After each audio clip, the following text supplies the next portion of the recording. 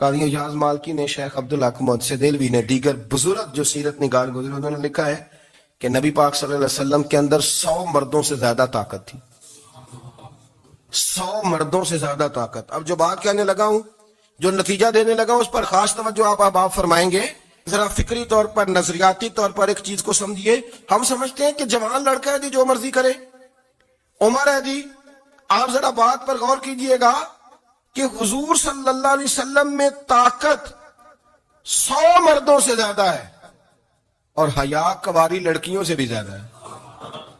ذرا اس بات کا تقابلی جائزہ کیجئے گا کہ طاقت 100 مرد سے زیادہ ہے لیکن حیا کواری لڑکی سے بھی زیادہ ہے.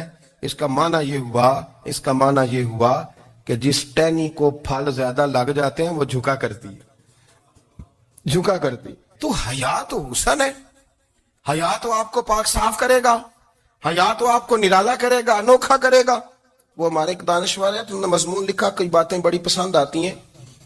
وہ کہتے ہیں کہ میری اہلیہ، ان کو بھی کسی نے مس گائیڈ کر دیا تھا، حالانکہ اچھی خاتون ہے، کسی نے مس گائیڈ کر دیا. تو وہ بھی سماجی اور ویلفیئر، اور یہ خواتین کو شوق ہوتا نا بننے کا، تو وہ بھی سماج کے اندر اچھا مقام تلاش کرنے کے موڈ میں آ گئی. تو کہیں ایک دن جانا تھا تو بڑی بن سنور کے میرے ساتھ وہ گاڑی میں بیٹھ گئی. تو میں گاڑی میں، عورتوں کو یہ بھی مسئلہ ہوتا ہے نا کہ ہماری تعریف کرو، تو کئی دفعہ بعد مردوں بیچاروں کو جھوٹ بولنا پڑتا ہے، تو زبردستی کراتی ہے نا جی. تو اس میں گنجائش بھی دی ہے شریعت نے گنجائش دی ہے کہ کبھی بیوی کو راضی کرنے کے لیے خلاف واقعہ بات کرنی پڑے تو کر لینی چاہیے. تو وہ کراتی بھی ہیں. 3 موقع پر خلاف واقعہ بات کرنے کی اجازت ہے. واقعے کے خلاف بھی آپ بات کر سکتے ہیں. جنگ کے موقع پر 2 لوگوں کو صلح کرانے کے لیے اور بیوی کو راضی کرنے کے لیے کر لیں کوئی ایسی بات، بے شک اپنی طبیعت پہ جبر کر کے کر لیں، گنجائش ہے، اجازت ہے. تو وہ کہتے ہیں جب وہ گاڑی میں میرے ساتھ بیٹھی بن سنور کے، تو وہ تقاضا کرنے لگی کہ میں نے بڑے اچھے کپڑے پہنے ہیں پر آپ نے توجہ نہیں کرائی. تو سیانا بندہ تھا، وہ چاہ رہا تھا کہ میری خاتون سمجھ جائیں. وہ کہتے ہیں مجھے پتا تھا کہ بیچاری مس گائیڈ ہو گئی ہے، دل کی بڑی اچھی ہے، سیانی ہے، لیکن اس کو کچھ خواتین نے، کچھ لوگوں نے مل کے اس کو ذہن غلط کر دیا ہے کہ سماج میں نکلو، باہر جاؤ، کام کرو، فلاں کرو، اپنی مرضی سے جیو. تو میرے ساتھ گاڑی میں بیٹھی کہیں جانے کے لیے، تو مجھ سے کہنے لگی کہ آپ نے میری طرف توجہ ہی نہیں کی، آپ نے کوئی ذکر ہی نہیں کیا کہ میں کیسی لگ رہی ہوں. تو وہ کہتے ہیں میں نے اسے کہا کہ اگر تو ناراض نہ ہو تو پھر میں صحیح والی تعریف کر دوں. تو اس نے کہا کہ آپ کر دیں. تو کہتے ہیں میں نے درد سے اور خلوص سے اپنی بیوی سے کہا، خلوص کے ساتھ. میں نے کہا میں تو روز گھر ہوتا ہوں، روز شام کو گھر ہوتا ہوں، اگر تو میرے لیے تیار ہوتی تو میں تیری تعریف کرتا، لیکن آج تو باہر جانے کے لیے تیار نہیں، تو پھر ان سے تعریف کی امید رکھ جن کے لیے تو نے تیاری کی ہے. میرے لیے تیاری کرتی تو میں تو ہر شام تیرے پاس ہوتا ہوں. کہتے ہیں میرے لفظوں میں درد تھا تو وہ بھی رو پڑی اور کہنے لگی آپ گاڑی روک دیں، مجھے باہر جا کے کسی کو راضی نہیں کرنا، میں نے اسے راضی کرنا ہے جس کو رب کریم نے میرا شوہر بنایا اور میرے لیے منتخب کیا ہے میرے ماں باپ کو. میں واپس لوٹتی ہوں. یہ ایک پہلو ہے سلگتا ہوا، اس کو سمجھا جائے. رسول کریم صلی اللہ علیہ وسلم عرب کی کواری لڑکیوں سے زیادہ حیا والے تھے. کواری لڑکیوں سے زیادہ حضور حیا فرمایا کرتے تھے. جب خانہ کعبہ کی مکہ شریف میں تعمیر ہو رہی تھی نا، اہل عرب اس کو تعمیر کر رہے تھے، تو نبی پاک صلی اللہ علیہ وسلم اپنے چچا حضرت عباس کے ساتھ خانہ کعبہ کی تعریف میں مصروف تھے. تو عرب کے لوگ چونکہ لمبا کرتا پہنتے تھے پیروں تک، تو نیچے اگر کسی وقت کوئی چیز نہیں بھی ہوتی تھی تو کسی کو وہ نظر نہیں آتی تھی، کیونکہ پردہ رہتا تھا، لمبا کرتا پہنا ہوا ہوتا تھا. تو جب بچے، سرکار کی عمر مبارک بھی ابھی تھوڑی تھی، تو اس طرح بچے جب نکلتے تو وہ کئی دفعہ اپنی تہمت اتار دیتے نیچے سے، اور کوئی مزدوری کرنے لگتے تو 3-4 طے کر کے تہمت کی کندھے پہ رکھ لیتے. جس طرح کبھی دیہاتوں میں لوگ کپڑا سر پہ رکھتے تھے کہ اوپر اگر کوئی وزنی چیز رکھیں گے تو وہ تکلیف نہیں دے گی. نبی پاک صلی اللہ علیہ وسلم بھی سب لوگوں کے ساتھ خانہ کعبہ کی تعمیر میں شامل تھے. تو حضرت عباس رضی اللہ تعالیٰ عنہ نے کہا حضور سے، ابھی اللہ نے نبوت بھی نہیں فرمایا تھا، بھتیجے آپ بھی تہمت اتاریے، یہ صحیح مسلم میں حدیث موجود ہے، اور اس کو کندھے پہ رکھ لیجیے، آپ اینٹیں اٹھا کے لا رہے ہیں تو ذرا آپ کو تکلیف نہیں ہوگی. تو سرکار دو عالم صلی اللہ علیہ وسلم سے یہ بات کہی اور پھر جلدی سے حضور کی تہمت کو نکال کے حالانکہ لمبا کرتا پہنا ہوا ہے، تو وہ جیسے ہی ان کے کندھے پہ رکھا اینٹیں رکھنے کے لیے، تو سرکار تو زمین پہ گر گئے، بے ہوش ہو گئے، آنکھیں آسمان کی طرف، اور پھر حضور پکار رہے ہیں آزاری آزاری آزاری، میرا طامت دے دو، میرا طامت دے دو۔ کبھی کوئی شخص اس وجہ سے بھی بے ہوش ہوا ہے کہ میرے وجود سے کپڑا اتر گیا ہے؟ حالانکہ سرکار پر وہ بے ہوشی بھی نبی پاک کا وہ جو غلبہ ہے نا شرم و حیا کا، اس کی وجہ سے ہوئی، ورنہ تو حضور فرماتے ہیں کہ میری آنکھیں سو جاتی ہیں، دل تو میرا اس عالم میں بھی جاگتا رہتا ہے۔ تو سرکار زمین پہ تشریف لے آئے، آنکھیں میرا طامت دے دو، میرا طامت دے دو، تو جلدی سے انہوں نے طامت دیا تو حضور نے باندھ لیا، پھر طبیعت مبارک میں تسلی ہوئی۔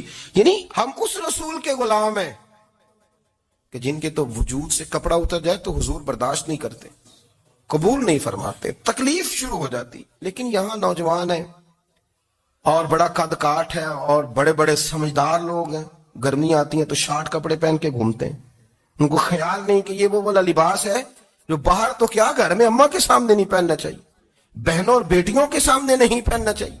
آپ کی گفتگو میں شرم و حیا ہو، آپ کے لب و لہجے کے اندر حسن ہو۔ آپ کو پتہ ہے نبی پاک صلی اللہ علیہ وسلم نے فرمایا میری امت میں سب سے زیادہ حیا کرنے والے عثمان غنی ہیں، عثمان غنی سب سے زیادہ حیا کرنے والے۔ آپ فرمایا کرتے تھے جب سے حضور کا چہرہ دیکھا ہے میں نے کبھی اپنی شرمگاہ بھی نہیں دیکھی، میں نے آنکھوں کا وضو نہیں توڑا، اور جب سے حضور کے دست مبارک میں نے بیعت کے لیے سیدھا ہاتھ بڑھایا تو پھر سیدھا ہاتھ میں نے کبھی گندگی کو نہیں لگایا۔ حیا، آپ باتھ روم کے اندر بھی غسل فرماتے تھے تو کپڑوں سمیت کرتے تھے۔ کسی نے کہا حضرت جی واش روم کے اندر کیوں نہیں کپڑے اتارتے؟ آپ فرمانے لگے باہر بندوں سے حیا کرتا ہوں، اندر جاتا ہوں تو رب سے حیا نہیں شروع ہو جائے، وہ تو دیکھ رہا ہے نا۔ تو میں جو بات آپ کی خدمت میں عرض کرنا چاہتا ہوں اس کو آپ سمجھیے گا میرے عزیز، کہ شرم والا مزاج، گفتگو بھی شرم والی، آنکھیں بھی شرم والی، لباس بھی شرم والا، دوستی یاری بھی شرم والی، بہت ساری ایسی باتیں۔ دیکھیں نا آپ ذرا، میں نے کہا کہ باتوں کو سن کے گزر نہ جایا کریں، اس کی گہرائی پر غور کریں۔ حضور علم کا سمندر ہے، سرکار سے زیادہ علم دنیا میں کسی کے پاس موجود نہیں ہے، اور صحابہ کو موقع ملا ہوا اس سمندر سے فیض لینے کا، لیکن ان کی حالت یہ ہے کہ حضرت علی المرتضیٰ فرماتے ہیں 14 دن گزر جاتے، حضور سے کوئی سوال پوچھنا ہوتا تھا پر میں شرم کے بارے نہیں پوچھ پاتا تھا۔ 14 دن بخاری شریف میں موجود ہے۔ ایک دن نبی پاک صلی اللہ علیہ وسلم نے پوچھا صحابہ سے کہ وہ کون سا درخت ہے جس کے پتے نہیں گرتے، اور وہ درخت اس طرح ہے جس طرح مومن ہوتا ہے، وہ درخت میرے مومن کی طرح بتاؤ۔ حضرت عبداللہ ابن عمر فرماتے ہیں مجھے پتا تھا کہ وہ کھجور کا درخت ہے، لیکن چونکہ ابو بکر صدیق بھی بیٹھے ہیں، عمر فاروق بھی بیٹھے ہیں، مولا علی بھی بیٹھے ہیں، عثمان غنی بھی بیٹھے ہیں، اتنے جید لوگ بیٹھے ہیں، تو مجھے حیا آتی تھی کہ میں کیوں جواب دوں۔ کہتے سرکار نے کئی دفعہ پوچھا، لوگوں نے کئی اور درخت بتائے، پر فرمایا تمہارا جواب درست نہیں ہے۔ آپ حیا کے اس پہلو پر غور کریں کہ سوال کا جواب آتا ہے، سوال کا جواب، یعنی مجھے سوال کا جواب آتا ہو پھر میں دوں نہ، مجھے بدعزمی نہ ہو جائے گی؟ یہ کیسے ممکن ہے کہ میری رات گزر جائے، مجھے پتا بھی تھا اور میں نے بتایا نہیں؟ بہت سارے لوگ آ کے بہت ساری باتیں بتاتے ہیں، بہت ساری باتیں وہ سمجھاتے ہیں، تو ہم غور سے ان کا چہرہ دیکھنے لگ جاتے ہیں، کہتے ہیں یار اس کا تو دعویٰ تھا کہ میں سمجھنے آتا ہوں، تو یہ تو ہمیں سمجھا رہا ہے، چلو الحمدللہ ہم سمجھنے کو تیار ہے۔ لیکن میرے عزیز پتہ بھی ہے جواب کا، علم بھی ہے، لیکن فرماتے ہیں میری حیا نے مجھے اجازت نہ دی کہ میں جواب دوں۔ آپ فرماتے ہیں پھر حضور سے صحابہ نے عرض کی کہ یا رسول اللہ آپ ہی بتا دیں وہ درخت کون سا ہے، تو حضور نے فرمایا بھئی وہ کھجور کا درخت ہے۔ تو آپ فرماتے ہیں میں دل میں کہہ رہا تھا کہ الحمدللہ میرا جواب درست ہے، حالانکہ میں نے جواب دیا ہی نہیں۔ تو لفظوں میں حیا، جملوں میں حیا، آنکھوں میں حیا، اٹھنے میں حیا، بیٹھنے میں حیا، چلنے میں حیا ایک خوبصورت حسن ہے، اور نبی پاک صلی اللہ علیہ وسلم نے فرمایا جب تو بے حیا ہو جائے نا پھر تو آزاد ہے، پھر تو جو مرضی کا، پھر تو جو۔ اس لیے بزرگ جب کسی کو بے حیا کہتے تھے نا، اللہ اکبر، اور جب کسی کو کہتے تھے نا یہ بے حیا ہے تو لوگ سمجھتے تھے کہ ہلکی سی بات کر دی ہے، لیکن ان کا معنی یہ ہوتا تھا کہ بس بھائی اب اس کے ساتھ کوئی کلام کرنے کی ضرورت ہے، اس کو اب اصلاح کی ضرورت نہیں، یہ بے حیا ہے۔ کیا معنی؟ کہ اب یہ جو اس کے دل میں آئے گا وہ کرے گا، جو اس کی طبیعت چاہے گی وہ کرے گا، اب یہ کسی پہلو بھی قابو آنے کو تیار ہے، بے حیا ہو گیا۔ بے حیائی بہت بڑا عیب ہے، اور جو لوگ کہتے ہیں کہ ہمیں بالکل آزادی ہونی چاہیے، ہمارا اپنا جسم ہے تو ہماری اپنی مرضی چلے گی. ایک وزیر صاحب ہے، پتہ نہیں میں ان کو جانتا تو نہیں، انہوں نے سینٹ میں تقریر کی ہے، میں نے ان کی بات سنی ہے. اس نے کہا نہیں نہیں بھائی، جسم رب کا ہے تو مرضی بھی تو رب کریم کی چلے گی، اور مرضی بھی اللہ کی. یہ مجھے تھوڑا سا مسئلہ ہے جسم پر، کبھی کبھی مجھے کثرت سفر سے الرجی ہو جاتی ہے. میرے ساتھ لوگ نا دل سے پیار کرتے ہیں. شاید ہی کوئی اچھا ڈاکٹر ہو جس تک میرے سنگی مجھے لے کے نہ گئے ہوں، پر جسم اللہ کا ہے نا، مرضی بھی جب وہ چاہے گا صحت دے گا. کیوں کچے کاموں میں لوگ پڑ گئے، کیوں غلط لوگ سوچ میں پڑ جاتے ہیں؟ یہ اسی کا ہے. اور جب وہ چاہے گا، آپ اس بات کو اچھے طریقے سے سمجھ لیں کہ جو اپنی مرضی چوکوں چوراہوں میں کر رہے ہوتے ہیں نا، جو مرضی گندمند، وہ جانور ہوتے ہیں. وہ جانور ہوتے ہیں جو نہ چوک دیکھتے ہیں، نہ گلی دیکھتے ہیں، نہ انہیں پتہ ہوتا ہے کہ جگہ کون سی ہے. وہ انسان ہے. میں نے کہہ دیا جو میں نے کہنا تھا، میں نے کہہ دیا. وہ جانور ہوتے ہیں. اور جو کچھ انسان ہوتے ہیں نا، ان کے اندر کچھ نہ کچھ پھر شرم حیا بھی ہوتی ہے. وہ چوکوں چوراہوں میں وہ حرکتیں اور وہ کام نہیں کرتے جو جانور کرتے ہیں. ان کے لیے بڑے پردے ہوتے ہیں، ان کے لیے بڑی باتیں ہوتی ہے، ان کے لیے بڑا کچھ ہوتا ہے. جو بالکل آزاد ہو جائے، کوئی پتہ نہ ہو کس وقت کیا کہنا ہے کیا کرنا ہے، تو پھر وہ دائرہ انسانیت سے خارج ہو جاتا ہے. ہم آپ کو کیا دعوت دیں؟ آپ تو وہ باتیں کر رہے ہیں جو اسلام کا انسانیت کے حق میں بھی ٹھیک نہیں. آپ تو وہ والی باتیں کر رہے ہیں جن کا انسانیت بھی تقاضا نہیں کرتی کہ یہ باتیں ہونی چاہیے. لیکن ایک بات، میں تو جذباتی نہیں ہوتا، میں بڑے غور سے چیزوں کو دیکھتا ہوں، سنتا ہوں. اور نہ میں ان موسمی مینڈکوں کی، وہ مجھے راتق صاحب کہنے لگے جی بڑے بڑے مولوی ایک بندے کے ساتھ بیٹھے ہوئے ہوتے تھے اور وہ روزے میں بڑے بڑے درس دیتا تھا تو وہ بھی فلانی حرکتیں کر رہا ہے. تو میں نے کہا ہم نے تو پرانا کہا تھا کہ موسمی مینڈک ہے، تو پرانے کہہ رہے ہیں کہ اداکار ہے. تو وہ جہاں کاسٹ کریں گے وہاں وہ اداکاری کرے گا. آپ کسی مذہبی جگہ کر لیں تو وہاں کر لے گا، کہیں اور جگہ کریں گے تو ہم تو پرانا کہہ رہے ہیں. تو کسی کو کبھی سمجھ آتی ہے تو کسی کو کبھی اور جگہ جا کے سمجھ آتی ہے. ہم ان لوگوں سے پریشان نہیں ہوتے. کیوں؟ سن لیں، کوئی مایوسی نہیں. ان کے اندر جتنا زور ہے وہ لگائیں. یہ ملک بنا ہے رسول اللہ کے نام پہ. یہ اللہ نے تحفہ دیا ہے امت مسلمہ کو. یہ نبی پاک کے نام پہ بنا ہے تو یہاں جھنڈا بھی وہی والا بلند ہونا ہے جو مدینے والے رسول کا جھنڈا ہے، اور یہاں وہی کام چلے گا جو نبی پاک نے بیان فرمایا.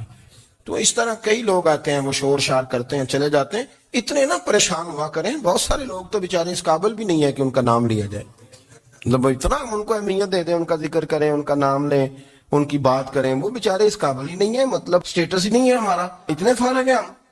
جب جو بندہ آئے گا کہانی چھیڑے گا تو ہم چھیڑ جائیں گے. اور بھائی اللہ کا فضل ہے الحمدللہ تعالی، لوگوں نے بڑا شور کیا اور بڑے زمانے سے دنیا شور کر رہی ہے، پر اللہ کے گھر مسجدیں بھری ہوئی ہیں.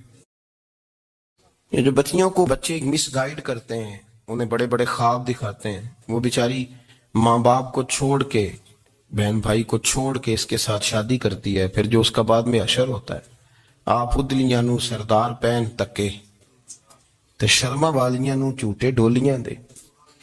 پھر وہ بیچاری ماں باپ رکھتے نہیں، وہ ظلم کرتا ہے تو کتنی بڑی تکلیف میں وہ بچی آ جاتی. نازک شیشی ہوتی ہے نا تو ٹوٹ جاتی. یہی حال اب جدید خواتین اور یہ جو کچھ اینکر پرسن ہیں، یہ اصل میں نا یہ آپ کو سیاست سکھاتے ہیں، لیکن یہ مادر پیدر آزاد لوگ ہیں، بالکل آزاد. یہ تو علماء شور نہ کریں، بات نہ کریں، گفتگو نہ کریں، مشائخ بات نہ کریں، اور یہ جو کچھ سنجیدہ اور دینی طبقہ ہے یہ کوئی شور نہ کرے. یہ تو روڈوں پہ ننگے ہو کے آ جائیں معاذ اللہ. خوفناک نظریہ رکھتے ہیں یہ لوگ. عورت کو کہتے ہیں تیرے حقوق ہم تجھے لے کے دیں گے. مثلاً وہ کون سا حق ہے جو تم نے لے کے دینا ہے؟ میرے نبی کریم صلی اللہ علیہ وسلم اس کو بیٹی بھی بنایا ہے، اس کو بہن بھی بنایا ہے، اس کو ماں بھی بنایا ہے، اسے بیوی کا عالی شان رتبہ بھی عطا فرمایا ہے. اور چونکہ بیٹی کا بھی حق بڑا بیان کیا جاتا ہے، بہن کا بھی، ماں کا بھی. اور بیوی کے معاملے میں لوگ سمجھتے ہیں کہ زیادہ بات نہیں کرنی چاہیے، شاید مسئلہ خراب ہو جائے. حالانکہ نبی پاک صلی اللہ تعالی علیہ وسلم نے بیوی کے بارے میں پتہ کیا فرمایا؟ فرمایا جب تم نکاح کر لیتے ہو تو اپنا ایمان محفوظ کر لیتے ہو. اب میں اس کی شرح نہیں کرتا، اب خود کر لیجئے گا کہ وہ ایک ایسی شخصیت ہوتی ہے کہ جس کی موجودگی میں آپ کا ایمان محفوظ ہے. اب میں نہیں سمجھتا کہ اس سے بڑی بات کوئی اور ہو سکتی ہے، جس کی موجودگی میں آپ کا ایمان. اور بھائی یہ حدیث پاک عرض کر رہا ہوں، نکاح جب کوئی کر لے تو اس نے اپنا ایمان مکمل کر لیا. اس کا معنی یہ ہوا کہ آپ کا ایمان محفوظ ہے اس کی موجودگی میں. تو اس سے زیادہ بھی، یعنی ایمان سب سے قیمتی چیز ہے نا، تو اس کے محفوظ ہونے کی وجہ حضور نے نکاح بیان کر دی. اب میرا خیال ہے بیوی اگر کوئی اس سے بڑا حقوق مانگے گی تو بیوقوفی کرے گی. اتنا بڑا درجہ نبی کریم نے اسے عطا کر دی، اتنا بڑا مقام دے دیا کہ تو خامند کے ایمان کے محفوظ ہونے کا ذریعہ بن گئی ہے. عورت کو جو حقوق رسول کریم صلی اللہ تعالی علیہ وسلم نے عطا فرمائے، نبی پاک نے جو حقوق دیے. دیکھیں نا، حضرت عبداللہ ابن عمر رضی اللہ تعالیٰ عنہ کی اہلیہ بیمار تھی، تو جلدی جلدی سے وہ آئے. تو جب بہت جلدی ہو، سفر بڑا شدید تھا، تو آپ نے جلدی سے نماز ادا کی، جلدی سے چلے. آپ کے خادم کہنے لگے حضور خیریت ہے؟ فرمایا میری بیوی بیمار ہے. تو اس نے عرض کی حضور آپ کی اہلیہ بیمار ہے. تو آپ نے نماز بھی جلدی سے پڑھی، سفر بھی جلدی جلدی کیا. تو فرمانے لگے یہ وہ چیزیں ہیں جو ہمیں مدینے والے رسول نے سکھائی. آپ اس کیفیات کو سمجھیں کہ حضور صلی اللہ علیہ وسلم نے درس دیا. اور پھر ایک اور بہت بڑی بات، یہ فضیلت کسی اور کو نہیں دی. جو عورت کو حضور نے فضیلت دی، یہ فضیلت کسی اور کو نہیں دی. کبھی حضور نے فرمایا کہ تمہارا ابا تمہارے ساتھ بہت سخت رویہ کرے تو تم نے اس کو اس سختی پر داد دینی ہے. فرمایا چلو اگر وہ زیادتی بھی کرے تو تم نے اس کے ساتھ سلوک اچھا ہی کرنا ہے. لیکن آپ ایک بات کو سمجھے نا کہ بچے کے بارے میں، بیٹے کے بارے میں، بیٹی کے بارے میں فرمایا 10 سال کے ہو کے نماز نہ پڑھے تو سختی کرو، تمہارا ڈنڈا بھی لٹکنا چاہیے. بہت ساری جگہوں پہ بہت سارے لوگوں کے لیے سختی کا حکم دیا، لیکن عورت کے لیے حضور نے جو جملے کہے، اصل میں ہم سمجھتے ہیں کہ یہ ایک بات ہے، مشہور ہو گئی ہے روایت حدیث، تو بس اس کے پس منظر پر اور جملوں کے حسن پر شاید معاذ اللہ غور کرنے کی ضرورت نہیں. ذرا اس لفظ کی تاثیر پر غور کریں. حضور نے فرمایا عورت ٹیڑھی پسلی سے پیدا کی گئی ہے، یہ ٹیڑھی ہے، کو سیدھا کرنے کی کوشش کرو گے تو ٹوٹ جائے گی. تو حضور پھر ہمارے لیے حکم کیا ہے؟ فرمایا جیسی ہے تم اسی کے ساتھ نبھا کرو. آپ سمجھیں کہ اتنا محفوظ حضور نے درجہ دے دیا بی بی کو، اتنا محفوظ کہ فرمایا غلطی بھی ہو تو میرے غلاموں تم اس کے ساتھ نبھا کرو، گزارا کر لو. کو کیا اور حق چاہیے عورت کو، جس کو اس کی غلطیوں سمیت نبی پاک نے قبول کرنے کا حکم دے دی کہ اس کی کمزوریوں سمیت قبول کر لو. اب اس کو اور کیا کوئی کمزوریوں سمیت قبول کرتا ہے؟ کبھی آپ دکان پہ بیٹھے ہو تو آپ کہیں بھی اس میں یہ بھی غلطی، میرے مال میں یہ بھی کمزوری ہے، یہ بھی کمزوری ہے، یہ بھی کمزوری ہے، تو کر لے قبول. کرتا ہے کوئی شخص ایسا ہو جو کسی چیز کی کمزوریاں بیان کر کے کہ اسے قبول کرو؟ پر رسول کریم صلی اللہ تعالی علیہ وسلم نے نا ہمیں سبق دیا، حضور نے ہمیں درس دیا، نبی پاک نے ہمیں پیغام دیا. فرمایا یہ ٹیڑھی ہے، سیدھی کرنے کی کوشش کرو گے تو بیچاری ٹوٹ جائے گی، تو اس کے ساتھ نبھا کر جاؤ. آپ میری بات کو سمجھیے گا. چلے میں اس پر ایک اور بخاری مسلم کی حدیث پڑھتا ہوں. حضرت سلمان فارسی رضی اللہ تعالیٰ عنہ اور حضرت ابو دردہ کے درمیان بھائی چارہ تھا. مکے سے مدینے جب لوگ آئے تو حضور نے بھائی بھائی بنایا تھا. ان کے درمیان بھائی چارہ تھا تو ابھی پردے کی آیات نازل نہیں ہوئی تھیں، تو لوگ ایک دوسرے کی طرف جاتے تھے.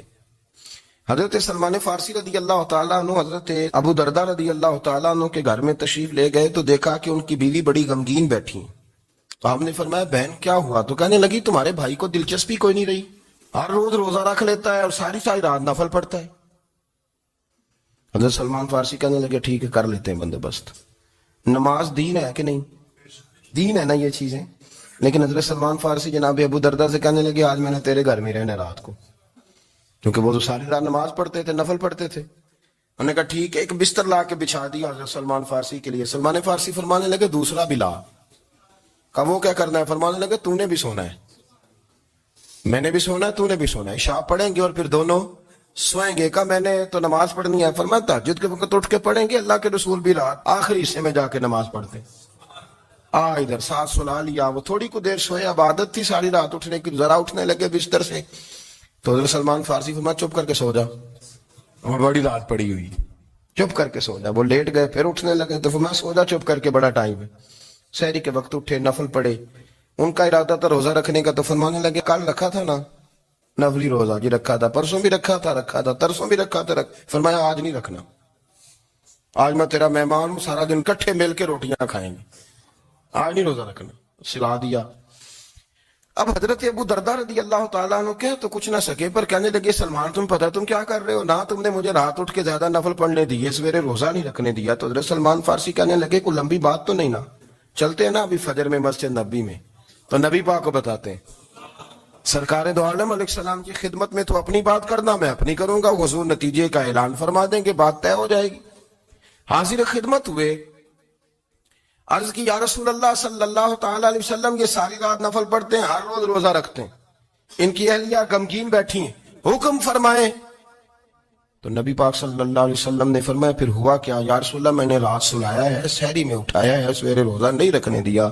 نبی پاک نے فرمایا سلمان فارسی نے ٹھیک کیا، سلمان فارسی نے ٹھیک کیا۔ پھر حضور نے فرمایا، نبی کریم نے فرمایا ابو دردہ تیرے اوپر اگر اللہ کا حق ہے، اس کے رسول کا حق ہے، دین کا حق ہے، تو فرمایا تیری آنکھ کا بھی تیرے اوپر حق ہے، تیرے وجود کا بھی تیرے اوپر حق ہے، یہ حضور نے فرمایا، تیرے بچوں کا بھی تیرے اوپر حق ہے، تیری بیوی کا بھی تیرے اوپر حق، اس حق کو بھی سمجھے۔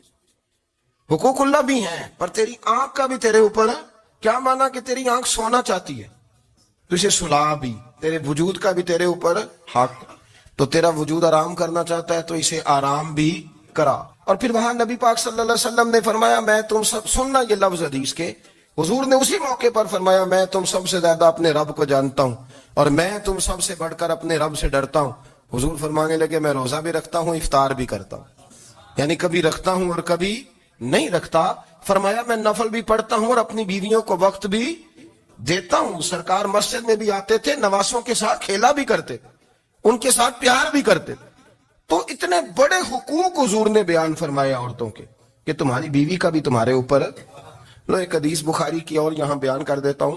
ایک شخص نے آ کے عرض کی یا رسول اللہ صلی اللہ تعالی علیہ وسلم جہاد کے لیے تیاری ہو گئی ہے، صفیں بن رہی ہیں، مجاہدین کی تیاری ہے، تو میرا بھی نام لکھ دیا گیا ہے مجاہدوں کی لسٹ میں، لیکن یا رسول اللہ صلی اللہ تعالی علیہ وسلم میری بیوی نے حج کی تیاری کر لی ہے اور میرے دوستوں نے، صحابہ نے میرا نام مجاہدین کی لسٹ میں لکھ دیا، تو میرے لیے کیا حکم ہے؟ یہ بخاری مسلم ہے۔ تو نبی پاک صلی اللہ تعالی علیہ وسلم نے فرمایا جہاد پہ کوئی اور چلا جائے گا تو بیوی کے ساتھ حج کرنے جا، اسے محرم کی ضرورت ہے، وہ تیرے بغیر کیسے جائے گی؟ مجاہدین کو تو اور مجاہد مل جائے گا، پر تو اپنی بیوی کے ساتھ جانا۔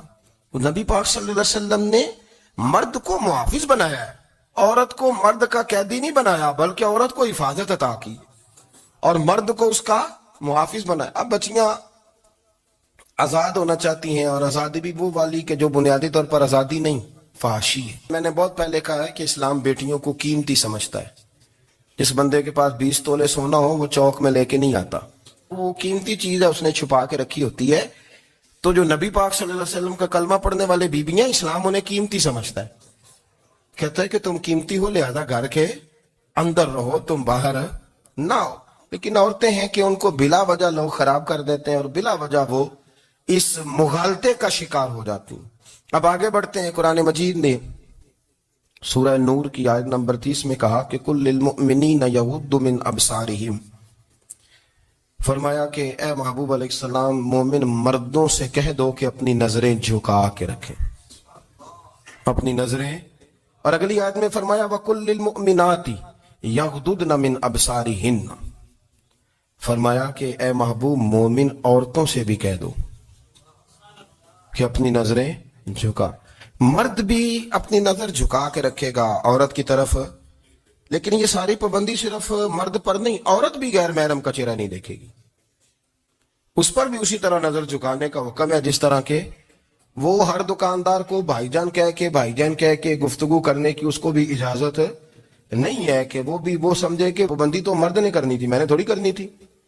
وہ جس کے پاس جائے، جہاں بھی جائے، ڈاکٹر کے پاس جائے، باہر جائے، تو وہ جس طرح مرضی اس کا دل چاہے وہ بات چیت کرے، اس کی عورت کو بھی اجازت اسلام نہیں دیتا۔ بنیادی طور پہ اسلام شرم و حیا کا دین ہے، حیا کی بات کرتا ہے۔ حیا کی جب ہم تعریف کرتے ہیں تو حیا کی تعریف یہ ہے کہ کوئی کبھی چیز دیکھ کے نا تو آپ کی طبیعت میں کراہت محسوس ہو، آپ کوئی غلط جملہ منہ سے نکالتے ہوئے ذرا جھجکیں، آپ کوئی غلط بات کرتے ہوئے تھوڑا بوجھ محسوس کریں۔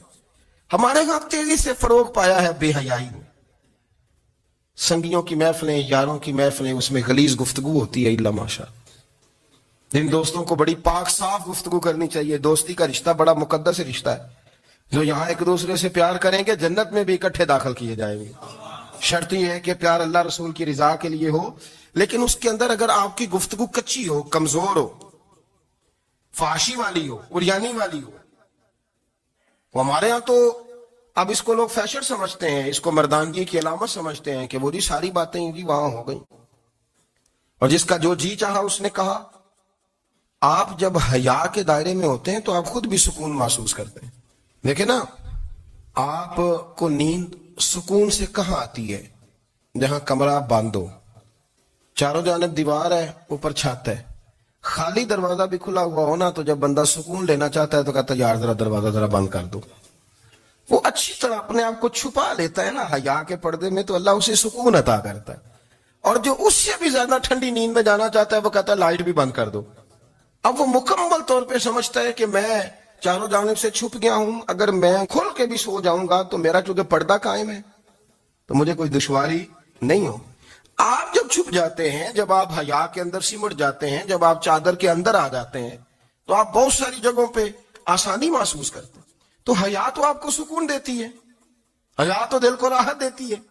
میں بڑی ذمہ داری سے بات عرض کرتا ہوں, قرآن مجید نے نا ایک مقام پہ مذاق کو, ایک مزہ ہوتا ہے خوش طبی, وہ نہیں مذاق, مذاق اڑانا.